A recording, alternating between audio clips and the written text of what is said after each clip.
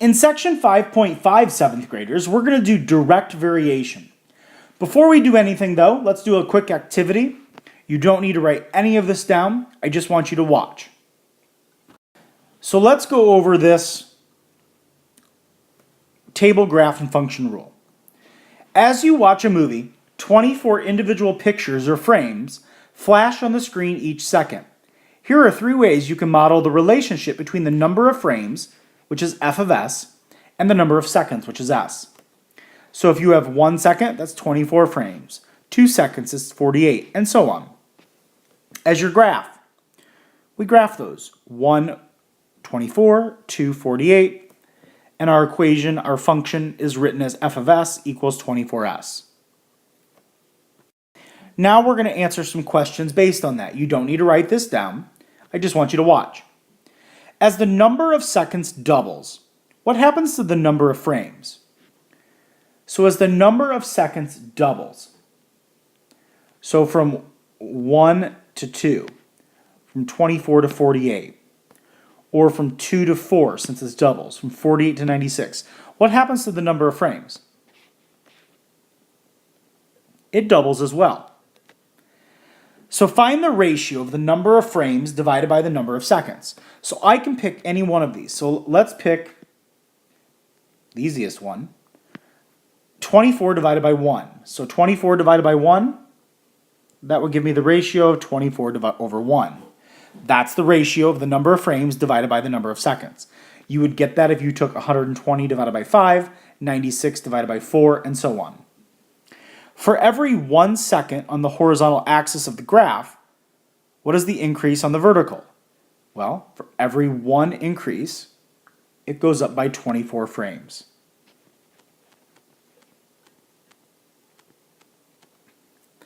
What do you notice about your answers to questions 2 and 3?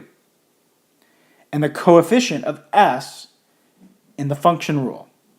What do you notice about 2 and 3? They're the same. Now, what number corresponds to s equals 0?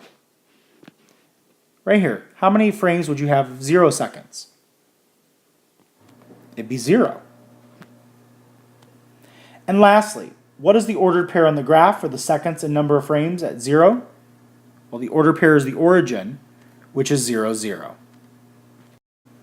Now, what you just did in the activity shows that the ratio equals 24, which is a constant. The number of frames is proportional to the time, and 24 is called the constant of variation, which leads into today's key idea or key concept. Key concept, direct variation, is this. Direct variation is a function that looks like y equals kx. So if I ever say y equals kx, you must have that memorized. Y equals kx is direct variation. Now, k cannot be equal to 0. The constant of variation is k. Now, k is a number. That is the coefficient of x. The variables y and x are said to vary directly with each other. So, k is a constant. For example, in the problem we just did, the constant was 24. So your equation would have been y equals 24x. This is another important thing to know. That when you have direct variation, right here, x equals 0, then y equals 0. So the graph of direct variation must pass through 0, 0. Make sure you know that. If you have a graph passing through 0, 0, then it could be direct variation. To tell whether an equation represents direct variation, solve for y. If the equation can be written in this form, then it represents direct variation. The first thing we're going to do in example 1 is determine if something is direct variation. So, we solve it for y. That's all you do. To determine if it's direct variation, you solve the equation for y. So, a, 5x plus 2y equals 0. We subtract 5x on both sides. That gives me 2y equals negative 5x. I divide both sides by 2. I get y equals negative 5 halves x. Does this look like y equals kx? Absolutely it does.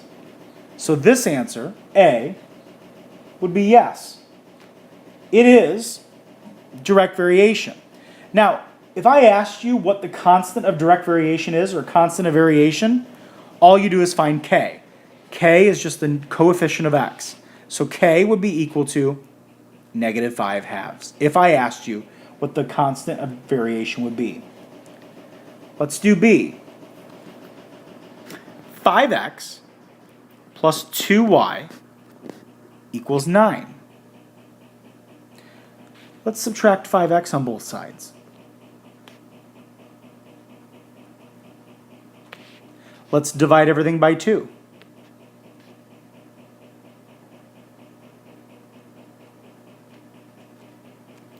Does that look like direct variation? No, because it's not written in the form y equals kx. We have a 9/2 here, and you cannot have that. So this would be no, it would not be in direct variation. Now in example 2, we're given a point, and we have to write an equation of direct variation. To write an equation for direct variation, you first must find k, which is the constant of variation, using the point that lies on the graph. Then we're going to use the equation. So here's what we're going to do. We're going to take our equation y equals kx. What do we want to find? We want to find k. But we are given x and y. We're already given x and y. So all we do is just plug them in. So we're going to take the y, plug it in, -3 equals k times x, which is 4. So that would give me the equation -3 equals 4k. All we do is solve for k. Divide both sides by 4. K equals -3/4. I now plug it back in, and my equation would be y equals -3/4 x. And that would be my direct variation, my equation written in direct variation. Now, here's the other great news. If I just take y equals kx and I solve for k, that means I divide both sides by x. Here's something you should know. If you want a shortcut to find k, take the value of y divided by x. That's it. Look up here. What's the value of y? It's -3. What's the value of x? It's 4. So -3/4. That's k. So you don't have to go through any of this if you know what k is equal, which is y divided by x. So let's do another one. Let's just call this answer B.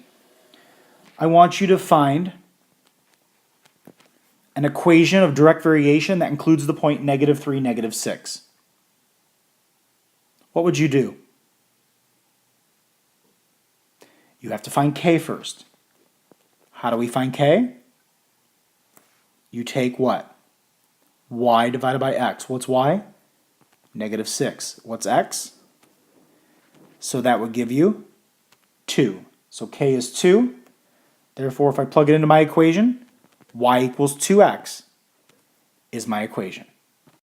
This example is found on page 279. Your distance from lightning varies directly with the time it takes you to hear thunder. If you hear thunder 10 seconds after you see lightning, you are about 2 miles from the lightning. Write an equation for this relationship. So we have to figure out which one's x, which one's y. Well, if you hear thunder 10 seconds, then you are about 2 miles. So 10 would be your x and 2 would be your y. So it's going to be the ordered pair 10, 2. So write an equation.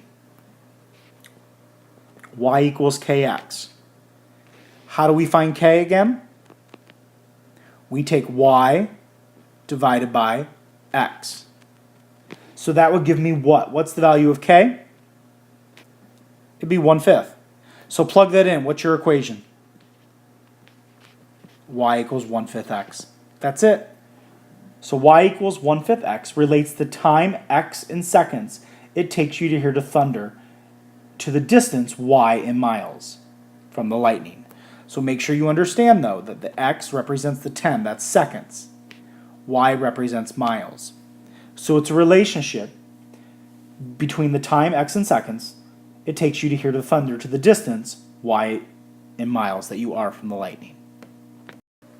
Example 4 you do not need to write down.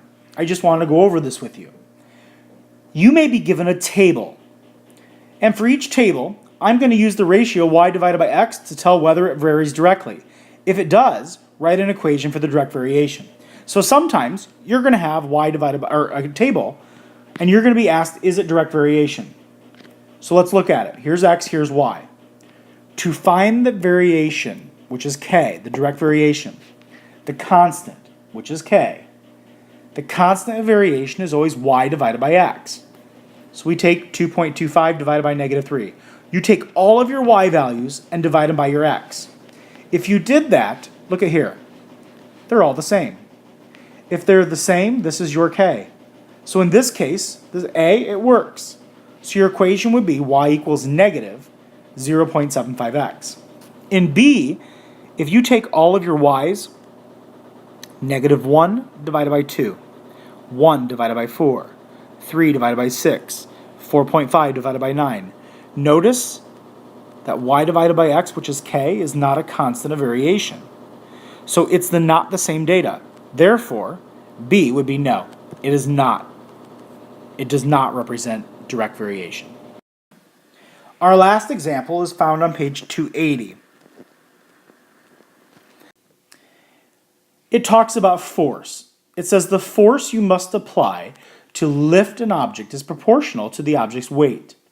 You would need to apply 0.625 pounds of force to a windlass to lift a 28-pound weight. How much force would you need to lift 100 pounds?